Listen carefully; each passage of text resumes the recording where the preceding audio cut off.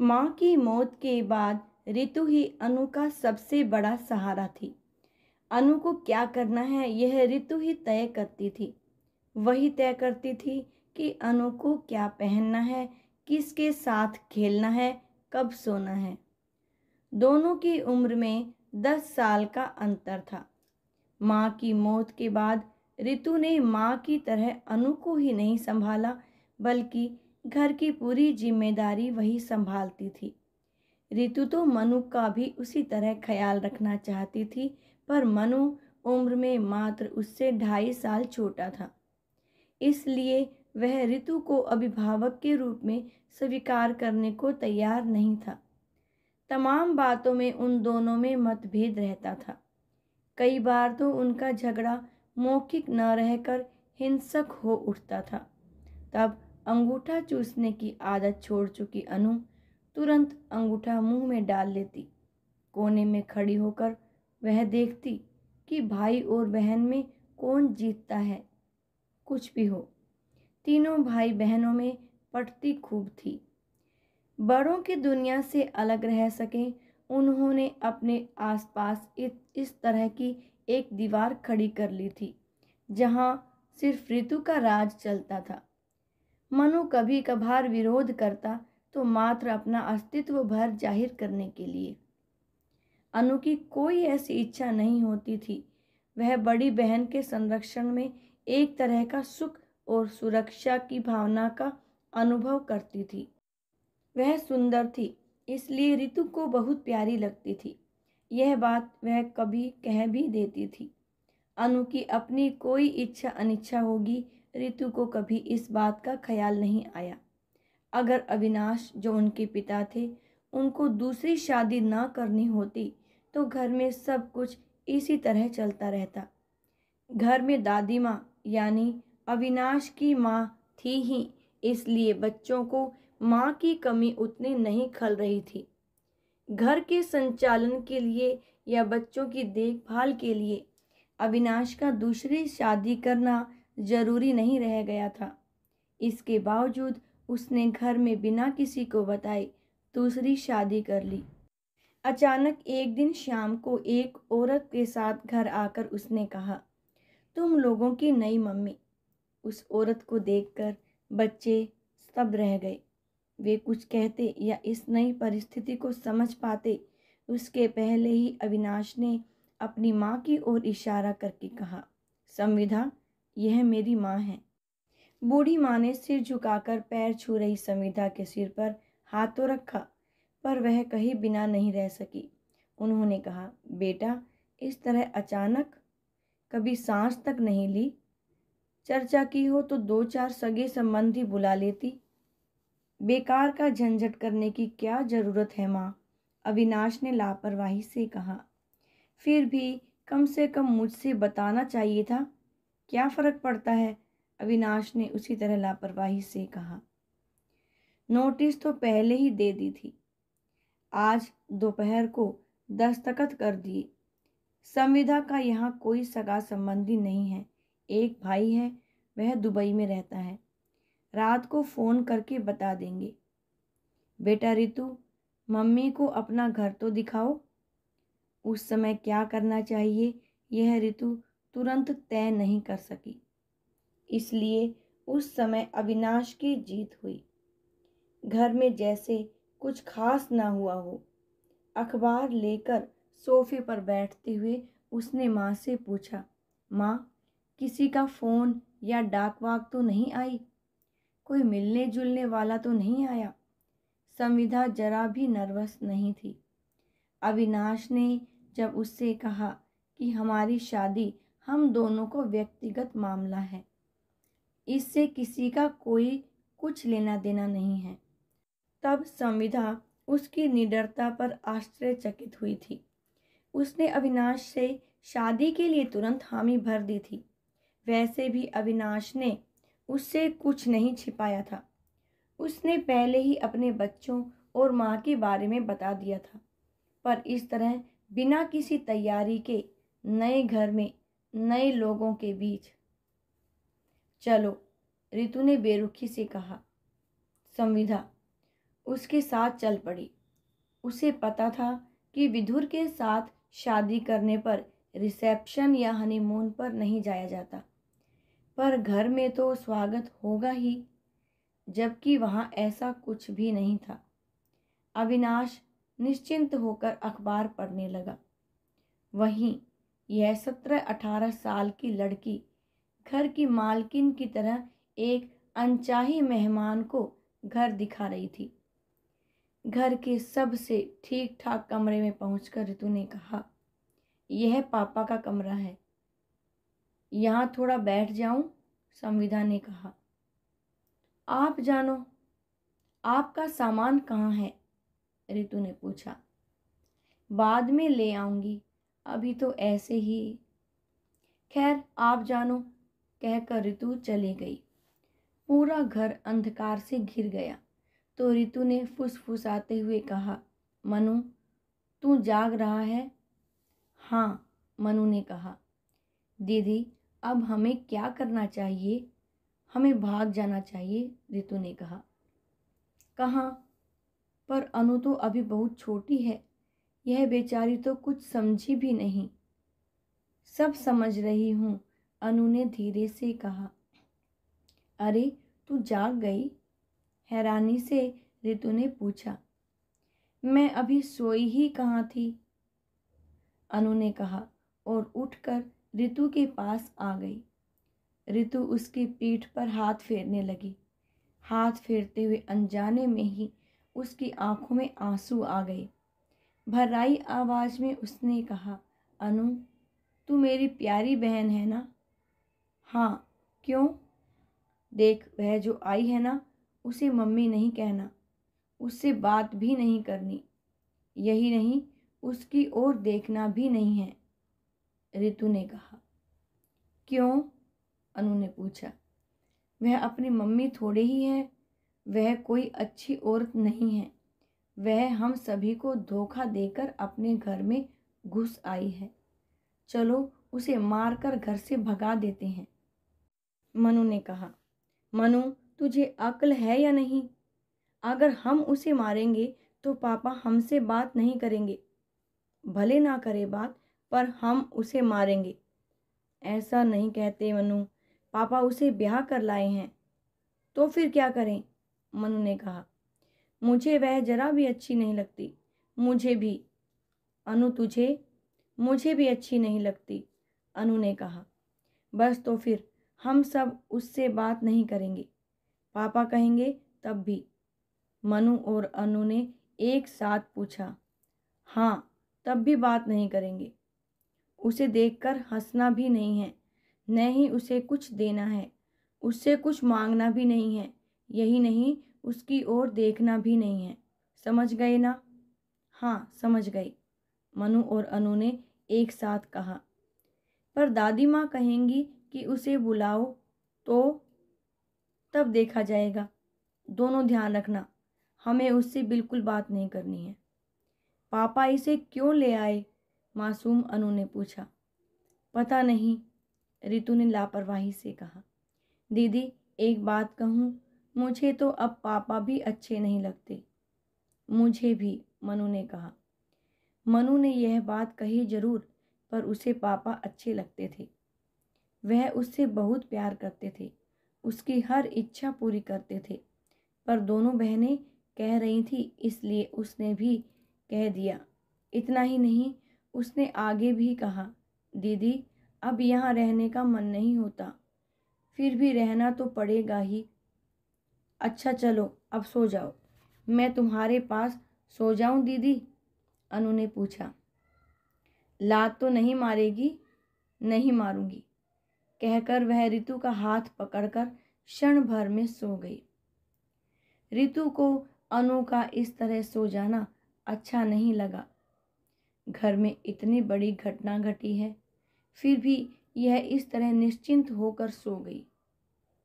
कुछ भी हो, लेकिन एक 17-18 साल की एक लड़की पूरी रात तो नहीं जाग सकती थी।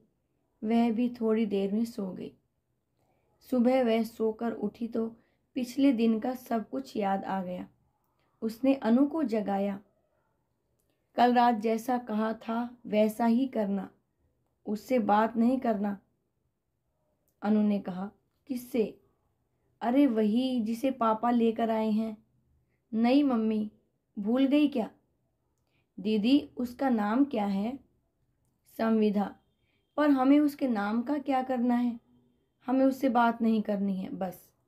याद रहेगा ना? रितु ने कहा। अरे हाँ, हंसना भी नहीं है, ठीक है।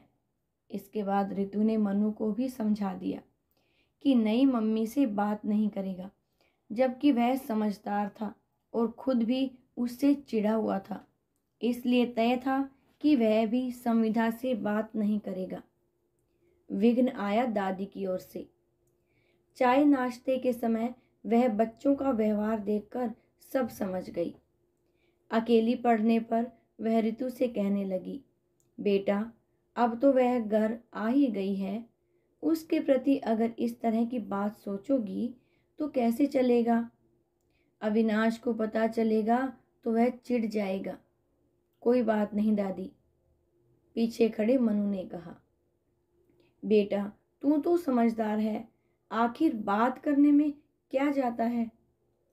दादी की इस बात का जवाब देने के बजाय रितु ने पूछा, दादी आपको पता था कि पापा शादी करके नई पत्नी ला रहे हैं? नहीं, जब बताया ही नहीं तो कैसे पता चलता? इस तरह शादी करके नई पत्नी लाना आपको अच्छा लगा? अच्छा तो नहीं लगा, पर कर ही क्या सकते हैं। वह उसे शादी करके लाए हैं, इसलिए अब साथ रहना ही होगा। तुम सब बचपना कर सकते हो, पर मुझे तो बातचीत करनी ही होगी, दादी ने समझाया। क्यों? रितु ने पूछा। बेटा इस तरह घर परिवार नहीं चलता। पर दादी हम लोग तो उससे बात नहीं करेंगे। रितु तू बड़ी है, जरा सोच, इस बात का पता अविनाश को चलेगा तो उसे दुख नहीं होगा, दादी ने समझाया। इसमें हम क्या करें? पापा ने हम सब के बारे में सोचा क्या? दादी वह मुझे बिल्कुल भी अच्छी नहीं लगती। हम उससे बिल्कुल बात नहीं करेंगे। पापा कहेंगे तब भी नहीं, रितु ने कहा। उसकी इस बात में मनु ने भी हाँ में हाँ मिलाई। बेटा तू बड़ी हो गई है, समझदार भी।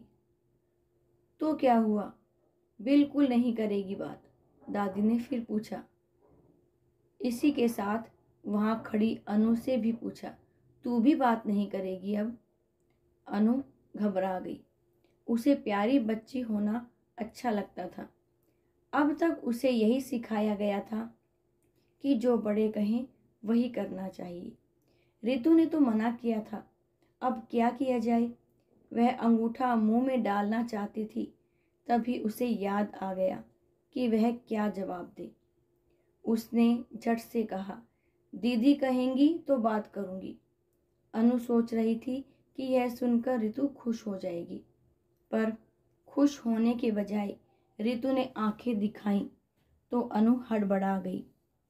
उस हड़बड़ाहट में उसे रात की बात याद आ गई। उसने कहा, बात की छोड़ो, हंसना भी मना है। अगर कुछ देती है तो लेना भी नहीं है। वह मुझे ही नहीं, मन्नू भैया को भी अच्छी नहीं लगती, और रितु दीदी को भी, है ना मनु भैया? हाँ दादी माँ, हम लोग उससे बात नहीं करेंगे, मनु ने कहा। जैसी तुम लोगों की इच्छा, तुम लोग जानो और अविनाश जाने। पर जैसा सोचा था वैसा हुआ नहीं। बच्चों के मन में क्या है, इस बात से अनजान अविनाश ऑफिस चले गए। जाते जाते संविधा से कहा था कि वह चिंता ना करे, जल्दी ही सब ठीक हो जाएगा। संविधा ने ऑफिस से 2 दिनों की छुट्टी ले रखी थी। नया घर, जिसमें 3 बच्चों के मौन का बोझ उसे असह्य लगने लगा। उसे लगा उसने छुट्टी न ली होती तो अच्छा रहता। अविनाश के साथ वह भी अपने ऑफिस चली गई होती। अविनाश उसे अच्छा तो लग रहा था, पर 40 की उम्र में ब्याह करना उसे खलने लगा था। बाल बच्चों वाला एक परिवार, साथ में बड़ों की छत्र छाया और एक समझदार आदमी का जिंदगी भर का साथ। उसने हामी भर दी और इस अनजान घर में आ गई। पहले से परिचय की क्या जरूरत है, अविनाश ने मना कर दिया था। उसने कहा, जानती हो संविधा, अचानक आक्रमण से विजय मिलती है। अगर पहले से बात करेंगे तो रुकावटें आ सकती हैं। बच्चे भी पूर्वाग्रह में बंध जाएंगे। तुम एक बार किसी से मिलो और उसे अच्छी ना लगो, ऐसा नहीं हो सकता। यह अलग बात है कि तुम्हें मेरे बच्चे ना अच्छे लगे। तब संविधा ने खुश होकर कहा था, तुम्हारे बच्चे तो अच्छे लगेंगे ही, बस बात खत्म हो गई। अब शादी कर लेते हैं, अविनाश ने कहा। फिर दोनों ने शादी कर ली। संविधा ने पहला दिन तो अपना सामान लाने और उसे रखने में बिता दिया, पर चैन नहीं पड़ रहा था। बच्चे सचमुच बहुत सुंदर थे, पर उससे बिल्कुल बात नहीं कर रहे थे। चॉकलेट भी नहीं ली थी। बड़ी बेटी ने स्थिर नज़रों से देखते हुए कहा था, मेरे दांत खराब हैं। संविदा ढीली पड़ गई थी। अविनाश से शिकायत करने का कोई मतलब नहीं था। वह बच्चों से बात करने के लिए कह सकता था। बच्चे बात तो करेंगे, पर उनके मन में सम्मान के बजाय उपेक्षा ज़्यादा होगी। ऐसे में कुछ दिनों का इंतज़ार कर लेना ज़्यादा ठीक रहेगा। पर बाद में भी ऐसा ही रहा तो छोड़कर चली जाएगी। रोज़ाना कितने तलाक होते हैं।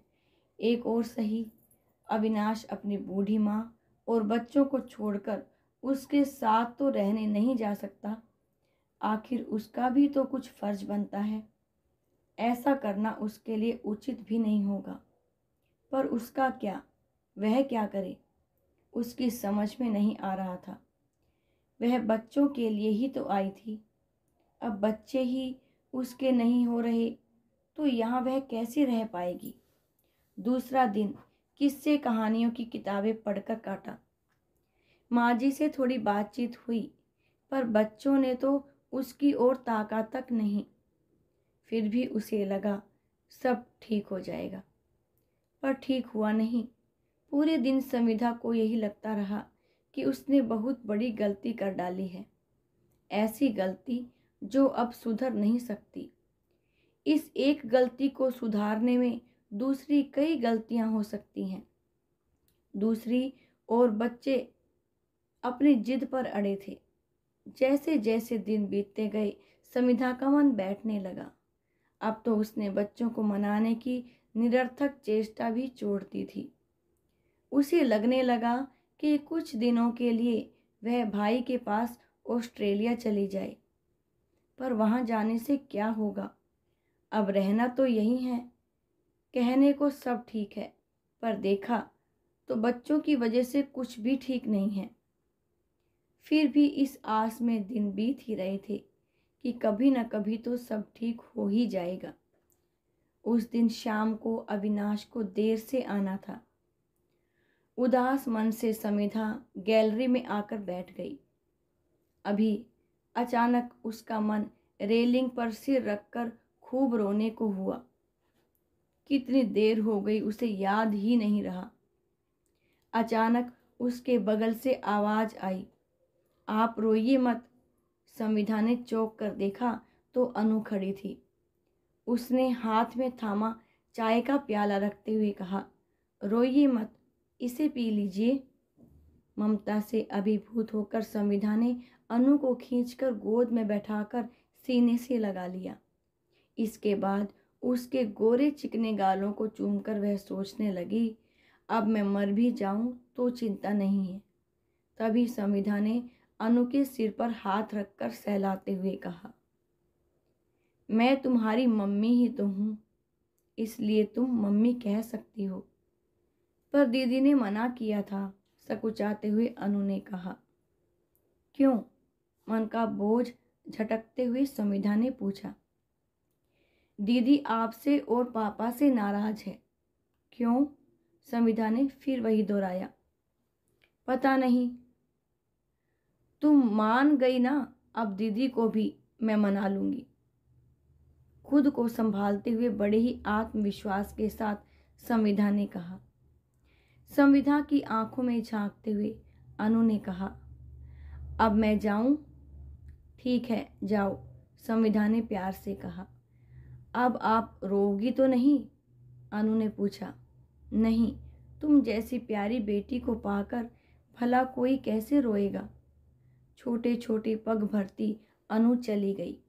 नन्ही अनु को बेवफाई का मतलब भले ही पता नहीं था, पर उसके मन में एक बोझ सा जरूर था कि उसने बहन से वादा जो किया था कि वह दूसरी माँ से बात नहीं करेगी, पर संविधा को रोती देखकर वह खुद को रोक नहीं पाई और बड़ी बहन से किए वादे को भूलकर दूसरी माँ के आंसू पोंछने पहुंच गई। जाते हुए अनु बार बार पलटकर संविधा को देख रही थी। शायद बड़ी बहन से की गई बेवफाई का बोझ वह सहन नहीं कर पा रही थी, इसलिए उसके कदम आगे नहीं बढ़ रहे थे। आज अनु को लगा जैसे उसे उसकी माँ मिल गई थी। उसके मासूम मन के एक कोने में उसने संविधा को माँ की तरह बैठा लिया था, क्योंकि संविधा भी मन की बुरी नहीं थी, वह भी बच्चों का प्यार पाना चाहती थी। आज वो भी बहुत खुश थी। अनु के दिल में अपने लिए फिक्र देखकर वह बहुत खुश हुई। धीरे धीरे उसने भी अपने अच्छे व्यवहार और प्यार से तीनों बच्चों को और दादी के दिल में भी जगह बना ली। अब पूरा परिवार खुशी से रहने लगा। उम्मीद करती हूँ कि आप लोगों को मेरी ये कहानी पसंद आई होगी। अगर पसंद आई है तो इसे लाइक ज़रूर से कीजिएगा, कमेंट करके ज़रूर बताइएगा कि कैसी लगी, और मेरे चैनल पर नए हैं तो चैनल को भी ज़रूर से सब्सक्राइब कीजिएगा। धन्यवाद।